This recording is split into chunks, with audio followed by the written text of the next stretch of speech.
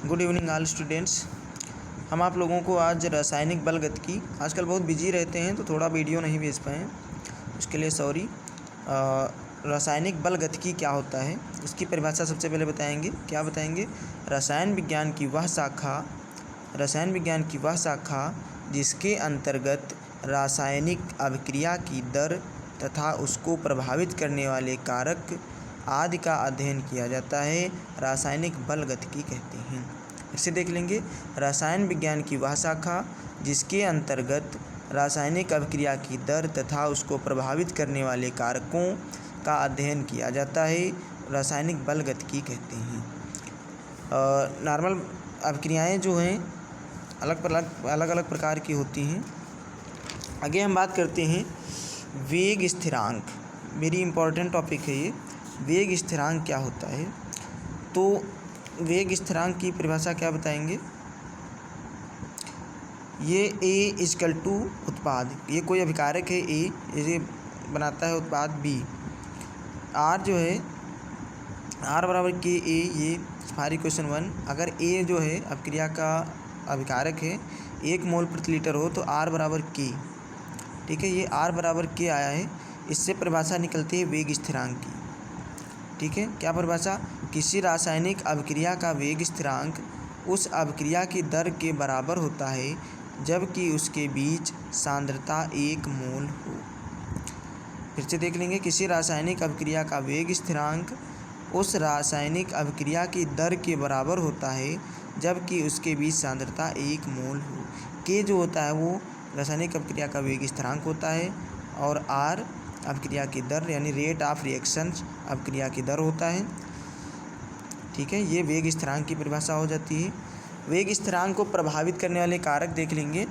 ताप, सबसे पहले ताप बढ़ाने पर वेग स्थिरांक बढ़ता है। ताप बढ़ाने पर वेग स्थिरांक बढ़ता है। उत्प्रेरक की उपस्थिति में क्या होता है? उत्प्रेरक की उपस्थिति में वेग स्थिरांक का मान बढ़ जाता है। फिर उसके आगे भिन्न भिन्न अभिक्रियाओं के लिए वेग स्थिरांक का मान भिन्न भिन्न होगा। नंबर 3, दाब तथा सांद्रता पर अभिक्रिया का कोई प्रभाव नहीं पड़ता। ये वेग स्थिरांक को प्रभावित करने वाले कारक हैं। अब हम बात करते हैं अभिक्रिया की आणविकता। अभिक्रिया की आणविकता और कोटि बहुत इंपॉर्टेंट टॉपिक है। इन दोनों में डिफरेंस बहुत पूछा जाता है। क्या बताएंगे? अभिक्रिया की आणविकता। ठीक है, किसी रासायनिक अभिक्रिया में भाग लेने वाले अभिकारक अणुओं की संख्या अभिक्रिया की आणविकता कहलाती है। ठीक है, फिर से देख लेंगे। किसी रासायनिक अभिक्रिया में भाग लेने वाले अभिकारक अणुओं की संख्या अभिक्रिया की आणविकता कहलाती है।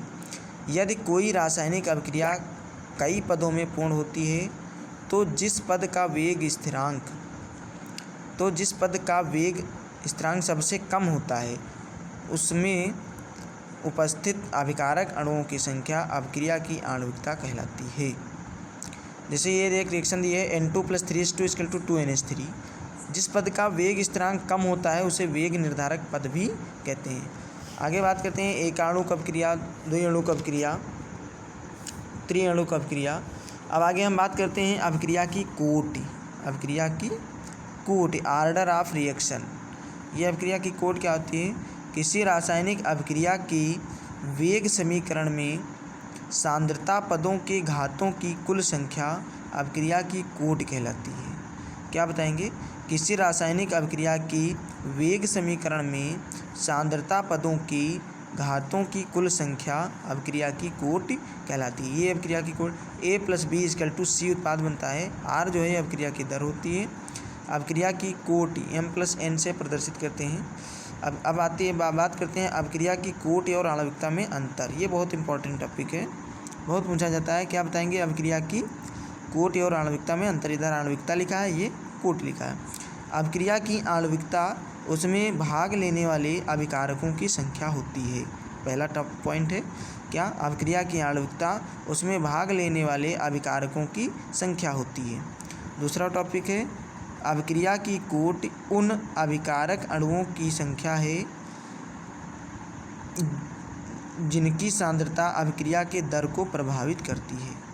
दूसरा टॉप पॉइंट है अभिक्रिया की आणविकता अभिक्रिया की क्रियाविधि से ज्ञात होती है। अभिक्रिया की आणविकता अभिक्रिया के क्रियाविधि से ज्ञात होती है। अभिक्रिया की कोटि प्रयोगों द्वारा ज्ञात होती है। 2 पॉइंट हो गए। पॉइंट नंबर 3, अभिक्रिया की आणविकता शून्य नहीं हो सकती है। अभिक्रिया की कोटि शून्य भी हो सकती है। नंबर 4, अभिक्रिया की आणविकता एक पूर्ण संख्या होती है। ठीक है, ये पूर्ण संख्या होगी 2, 3, 4, 1, 2। और अभिक्रिया की कोटि एक धनात्मक, ऋणात्मक एवं भिन्नात्मक भी हो सकती है। इसमें माइनस और प्लस और 1/2, 1/3 इसमें भी हो सकता है। अब हम बात करते हैं प्रथम कोटि की अभिक्रिया, द्वितीय कोटि की अभिक्रिया और तृतीय कोटि की अभिक्रियाएँ क्या होती हैं। सबसे पहले बात करते हैं प्रथम कोटि की अभिक्रिया। तो सेम तीनों परिभाषाएँ एक ही जैसे हैं। वह अभिक्रिया जिसके वेग समीकरण में सांद्रता पदों की घातों की संख्या 1 होती है प्रथम कोटि की अभिक्रिया कहलाती है। क्या बताएंगे?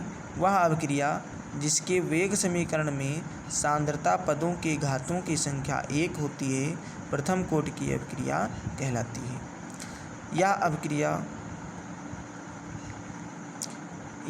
यह अभिक्रिया जो किसी एक अभिकारक की सांद्रता पर निर्भर करती है प्रथम कोटि की अभिक्रिया कहते हैं। ये भी कह सकते हैं।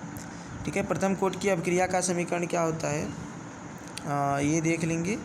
प्रथम कोटि की अभिक्रिया का समीकरण K बराबर 2.303/T log 10A/A-x, यह प्रथम कोटि की अभिक्रिया का समीकरण होता है। K जो कि क्या है? वेग स्थिरांक है। प्रथम कोटि की अभिक्रिया का समीकरण। ठीक है, वह समय जिसमें किसी अभिक्रिया की सांद्रता अपनी प्रारंभिक सांद्रता की आधी रह जाती है अर्ध आयु कहते हैं। ये अर्ध आयु की परिभाषा है। क्या है कि ये अर्ध आयु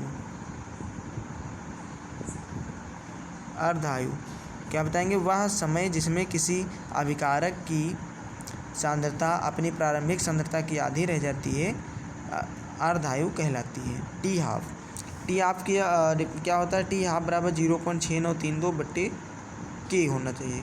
टी हाफ बराबर 0.6932/K। अब आगे बात करते हैं द्वितीय कोटि की अभिक्रिया। द्वितीय कोटि की अभिक्रिया क्या होती है? वह अभिक्रिया जिसके वेग समीकरण में सांद्रता पदों के घातों की संख्या 2 होती है द्वितीय कोटि की अभिक्रिया कहलाती है। ये द्वितीय कोटि की अभिक्रिया का समीकरण, ये एग्जाम्पल है CH3COO NaOH CH3COO Na + C2H5OH। ये उसका उदासीनीकरण अभिक्रिया का एग्जाम्पल भी है। ठीक है, उसके बाद में हम बात करते हैं द्वितीय कोटि की अभिक्रिया। उसके बाद में तृतीय कोटि की अभिक्रिया। वह अभिक्रिया जिसके वेग समीकरण में सांद्रता पदों के घातों की संख्या 3 होती है। ठीक है, वह अभिक्रिया जिसके वेग समीकरण में सांद्रता पदों के घातों की संख्या 3 होती है तृतीय कोटि की अभिक्रिया कहलाती है। dx/dt/K⁴ ये एग्जाम्पल हो जाते हैं दोनों। अब शून्य कोटि की अभिक्रिया। वह अभिक्रिया जिसके वेग समीकरण में सांद्रता पदों के घातों की संख्या 0 होती है शून्य कोटि की अभिक्रिया कहलाती है। ठीक है, वह अभिक्रिया जिसकी दर अभिकारक की सांद्रता पर निर्भर नहीं करती है शून्य कोटि की अभिक्रिया कहलाती है। दोनों परिभाषाएं हो जाती हैं। धन्यवाद। आप लोग मेहनत करते रहिए। हमको जैसे जैसे टाइम मिलता जाता है और मैं वीडियो अपलोड करता रहता हूं, आप लोग देखिए और लाइक और सब्सक्राइब भी कीजिए। धन्यवाद।